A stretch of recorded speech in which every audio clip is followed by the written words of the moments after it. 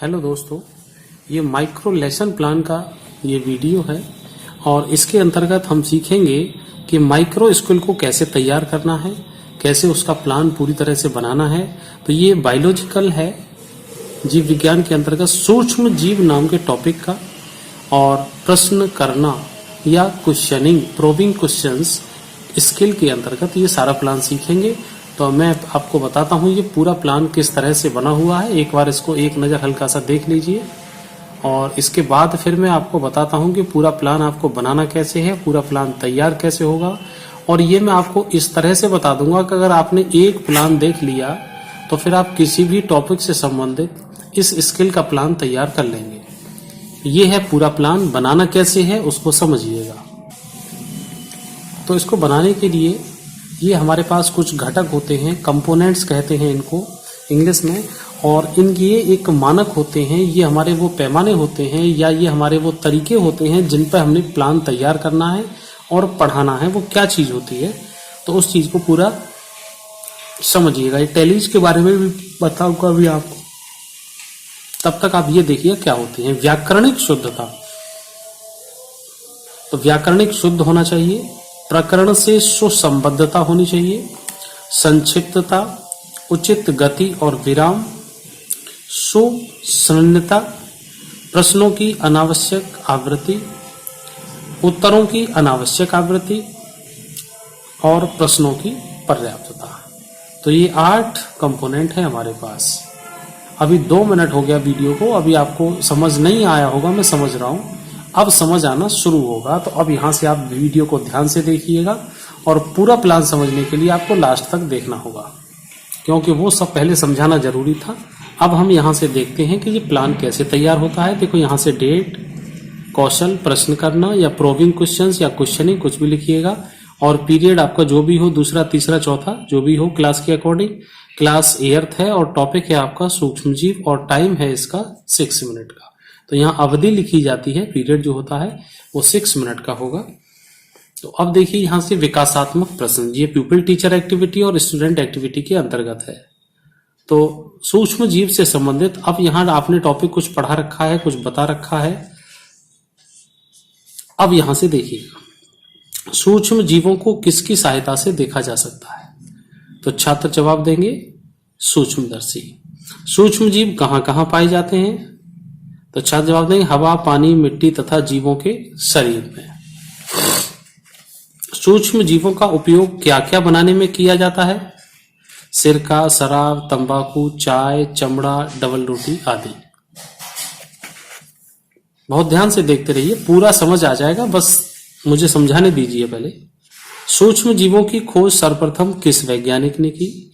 एंटोनी बॉन Leeuwenhoek ने की। सूक्ष्म जीव सामान्यतः कौन कौन से होते हैं?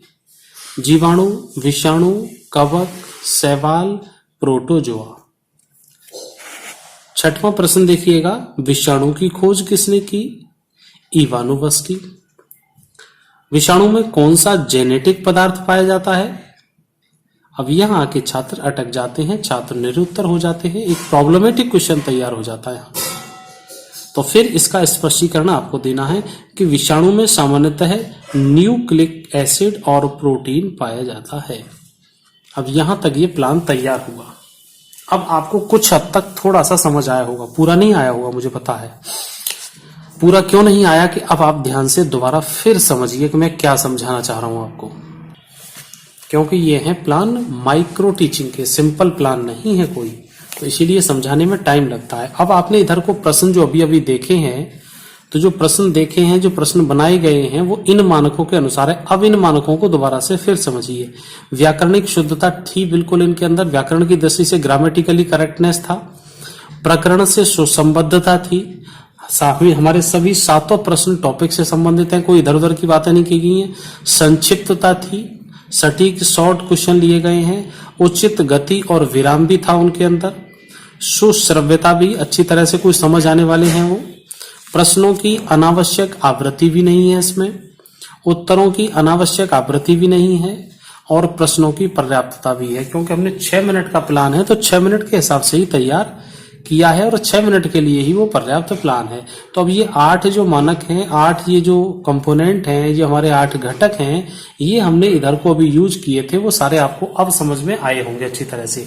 अब देखिए कि ये समझाए कैसे जाते हैं। अब मैं इनको समझाने का तरीका और बता देता हूं आपको कि ये किस तरह से बनाए जाते हैं। अब आपको किसी भी टॉपिक को, किसी भी चीज को आपने लिया है, कंटेंट को आपने वो पार्ट कुछ हद तक पढ़ा दिया है थोड़ा बहुत क्लास के अंदर। अब उस पढ़े हुए पार्ट से आप विकासात्मक प्रश्न पूछेंगे, या पार्ट पढ़ाने से पहले भी थोड़ा सा ये विकास करने के लिए प्रश्न पूछ सकते हैं कि सूक्ष्म जीव कहाँ से होते हैं।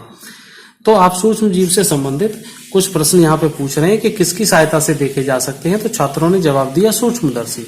मैं दोबारा इसलिए समझा रहा हूं ताकि आपको उन कंपोनेंट के अकॉर्डिंग समझ में आ जाए। पहले समझाया था कि प्रश्न कैसे बने हैं, अब कंपोनेंट के अकॉर्डिंग समझिएगा। सूक्ष्म जीव कहाँ कहाँ पाए जाते हैं? बोले हवा, पानी, मिट्टी और जीवों के शरीर में पाए जाते हैं। और सूक्ष्म जीवों का उपयोग क्या क्या बनाने में किया जाता है?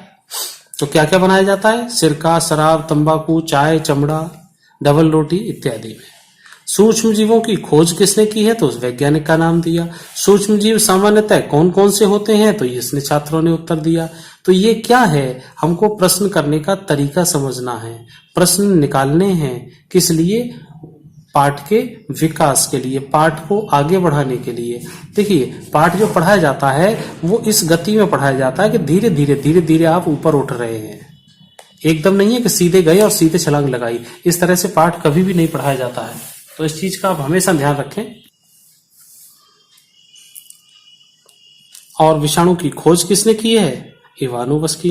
विषाणु में कौन कौन सा जेनेटिक पदार्थ पाया जाता है? यहाँ पे छात्र निरुत्तर होते हैं। तो जब निरुत्तर होते हैं तो छात्रों की जिज्ञासा को स्पष्ट करने के लिए, यहाँ पर उनकी जिज्ञासा को शांत करने के लिए स्पष्टीकरण या व्याख्या कुछ भी कहिएगा वो यहाँ से दिया जाएगा। तो विषाणु में सामान्यतः न्यूक्लिक एसिड और प्रोटीन पाया जाता है। यहां तक हुआ। अब आपको दोनों चीजें समझ आ गई होंगी पूरी तरह से। फिर भी ना समझ में आई हो तो आप पीछे बैक करके इस वीडियो को दोबारा से फिर देख लो। अब मैं आपको समझा दूं कि ये टैलीज वगैरह कैसे लगाई जाती हैं। तो इनको टैलीज को भी मैं भी आपको समझाता हूं। अब इनको भी समझिएगा ध्यान से। बहुत आसान है लगाना, कुछ कठिन नहीं है अगर आपने समझ लिया तो ध्यान से। जो कंपोनेंट यहाँ पे लिखा हुआ है जिस नंबर पर, इधर देखिए जो अभी हमने प्रश्न बनाए हैं। तो जैसे ये पहला कंपोनेंट है तो हमने पहले प्रश्न पे भी इसको यूज किया है, दूसरे प्रश्न पे भी यूज किया है, तीसरे पे यूज किया है, ये यूज किया है। तो व्याकरणिक शुद्ध तो हमारे सभी प्रश्न हैं जो ग्रामर से शुद्ध है, व्याकरण की दृष्टि से शुद्ध है। तो ये हमने 7 प्रश्न में 7 जगह यूज कर लिया। तो 7 जगह यूज करने का हमने यहाँ पे ये लगाया 1 2 3 4 और ये 5 6 और 7। तो 7 जगह यूज किया तो 7 ही हमने यहाँ पर टैली लगा दी। और जो रेटिंग स्केल है उसके अंतर्गत हमने क्या किया, 1 2 3 होता है सामान्य और 4 5 के लिए उत्तम होता है और 6 7 का सर्वोत्तम होता है। तो हमने 6 7 वाले कॉलम पे इसको लगा दिया। तो जो हमारी 7 है तो 7 वाले कॉलम में सर्वोत्तम में आ गया। अब इसी तरह से हमारा दूसरा है प्रकरण से सुसंबंध। तो ये भी हमारी प्रकरण से संबंधित तो है ही है सारी, ठीक है। तो टॉपिक से संबंधित हैं तो इनको भी हमने 1 2 3 4 करके इस तरह से लगाया। इसी तरह से आगे वाले भी सब लगाए जाएंगे। आप ध्यान से इधर से देख के इधर से वो लगा सकते हैं आराम से। दूसरी चीज, आपके सभी स्केल दूसरे वाले भी, मैक्रो के प्लान भी, दूसरे विषयों के प्लान, दूसरे विषयों के मैक्रो, सब कुछ आपको प्ले लिस्ट में मिलेगा।